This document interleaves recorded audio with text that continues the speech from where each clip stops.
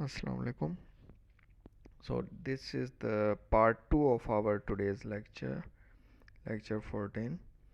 And as you all know that these lecture 14 and what we did is not included in our midterm. It's after the midterm session.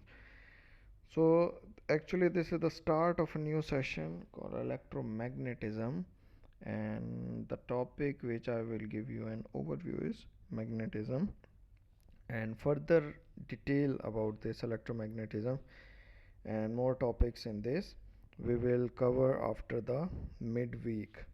So before the midweek I just want to give you an overview about magnetism so that after the midterms we will directly start our topics. So let's first talk about the brief history. What is the origin of magnetism or magnetic or magnet? So, in the Asian country of Lydia, in Western Asia Minor, that is nowadays called Turkey, there was a city called Magnesa, and the Greek discovered that certain iron ores found in the place could attract other piece of iron. So the Greek discovered that there were some small particles of iron which were attracting the other iron particles, and because of that city they called it magnetikis, so which we nowadays call magnetic. Magnets are classified as natural magnets. Later in this slide we will check that what are natural magnets, what are permanent magnets, and what are temporary magnets or inductor magnets. So what is magnetism? Actually it is the study of magnetic fields and their effects on material. That is called magnetism. The effect is due to the unbalanced spins of electrons in an atom. So whenever there are unbalanced electrons inside an atom, their unbalanced spins will cause magnetism. It is readily observed every day, from the simplest magnet that attract the nails and other metals to cassette tapes to magnetic driven trains. So it is talking about different type of magnets we every day in our life we observe, and we will talk about the types of magnets in later slides. So what are their applications? In terms of applications, magnetism is one of the most important field in physics. Large electromagnets are used to pick up heavy loads. If you have watched some videos related to the garage where old cars are crushed or old metal machineries are crushed, so how they are lifted? They are actually lifted with a high power high electromagnet magnets with huge magnets which have high electromagnetic power. Secondly, magnets are used in such devices as meters, motors, and loudspeakers. Why? Because in magnet we know that the same charge repel each other and the opposite charge attract each other. So this property of magnet is used in our meters, motors, and loudspeakers. Why? Because it can help rotate something. Like in motor, if you open the simple electrical motor, you will see around the motor is spinning due to the electromagnetic field or effect. Third, the magnetic tapes and discs are used routinely as sound and video recording equipments and store computer data.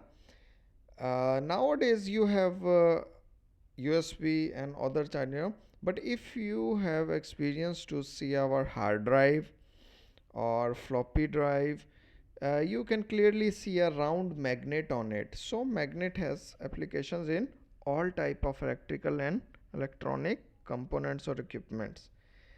Intense magnet fields are used in magnetic resonance imaging devices to explore the human body with better resolution and greater safety than X-ray, because X-rays have many uh, harmful effect on human body.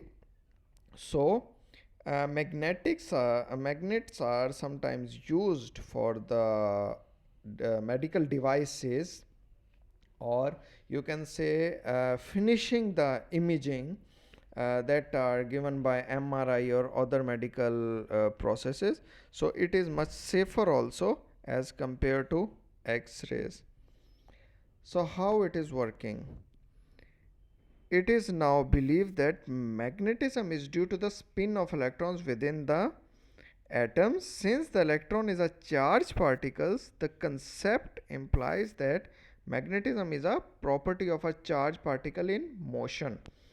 As we studied earlier, that what is, once I told you what is magnetism, or what is magnetic field, how it is formed. So whenever the charged particles are in motion, they form some type of field that is called magnetic field, or you can also call that magnetism. So it is called done by or a property of a charged particle in motion. So Charles, now we talk about some type of laws which are connected with magnetism or magnetic. One of the most important law, that is Coulomb's law of magnetism, which state that the force of attraction or repulsion between two magnetic poles is directly proportional to the strength of the poles and inversely proportional to the square of the distance between them. So this is the Coulomb's law of magnetism. Now we talk about some permanent magnets. So permanent magnets are made from alloys of cobalt and nickel. These magnets retain their magnetism for a long time.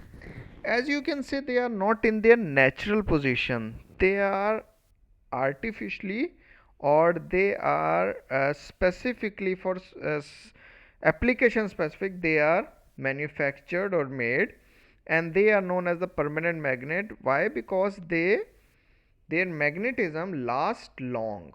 That's why they are called magnet, and they are used in different type of electrical equipments for different applications where we need magnetic field.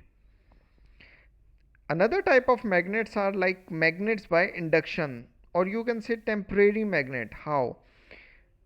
If we rub an iron to a strong or a magnet, near magnet, then it will also become a magnet, but it will not last long.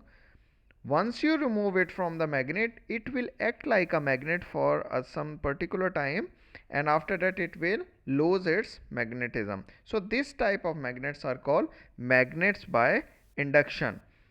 So it's also stated that when a piece of iron nail touches a permanent magnet, the nail becomes a magnet. It returns in this condition for as long as it is within the magnetic field. The nail is temporary magnet, and its magnetism is described as induced magnetism. So this induced magnetism and this type of magnet is called magnetic by induction.